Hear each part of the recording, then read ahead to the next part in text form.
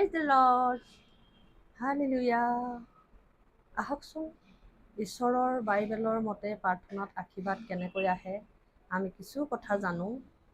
ঈশ্বৰে দিয়া বাইবেলৰ মতে প্ৰাৰ্থনাত আশীৰ্বাদ আহে। হয় প্ৰিয়সকল, প্ৰথম প্ৰাৰ্থনা হ'ব লাগে আমাৰ ঈশ্বৰৰ লগত সম্পৰ্ক, আৰু সেই সম্পৰ্কই আমাক বিশ্বাস আৰু বৃদ্ধি কৰে। শান্তি আৰু আনন্দ, য'ত আমি মনৰ শান্তি পাওঁ প্ৰাৰ্থনাত লাগি থাকি। শক্তি আৰু সহায়, আচৰিত যেতিয়া প্ৰাৰ্থনাত লাগি থাকোঁ দুৰ্বলতাতো আচৰিত শক্তি আৰু সহায় অনুভৱ কৰিছোঁ, পাইছোঁ আৰু জীয়াই আছোঁ।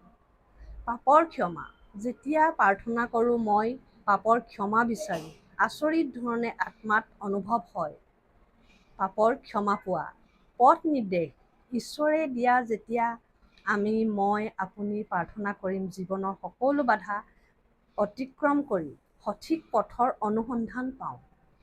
প্ৰাৰ্থনাৰ উত্তৰ, যেতিয়া বিচাৰোঁ তেওঁৰ চৰণত কিবা জানিবলৈ তেতিয়া তেওঁ প্ৰাৰ্থনাৰ ওচৰ চাপিলে উত্তৰ দিয়ে।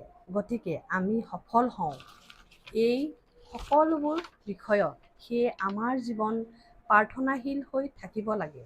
প্ৰিয়সকল, এটা সফল জীৱন যাপন কৰিবলৈ সেয়াই হৈছে প্ৰাৰ্থনাৰ আশীৰ্বাদ।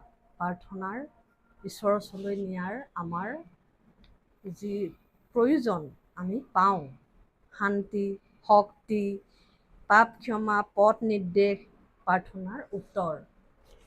মোৰ চমু জ্ঞানৰ পৰা এই দুটিমান আপোনালোকৰ আগত শ্বেয়াৰ কৰিলোঁ, আৰু আপোনালোকৰ জীৱন যেন তেনেকৈ প্ৰাৰ্থনাৰে গঢ়ি উঠক, ঈশ্বৰৰ ওচৰলৈ চাপি যাওক।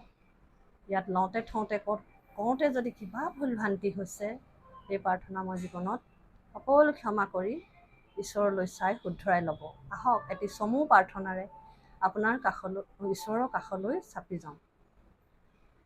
হে পিতা, অতি মহান ঈশ্বৰ, তোমাৰ মহান আৰু পবিত্ৰ নাম ধন্য হওক প্ৰভু। ধন্যবাদ কৰিছোঁ প্ৰভু, যি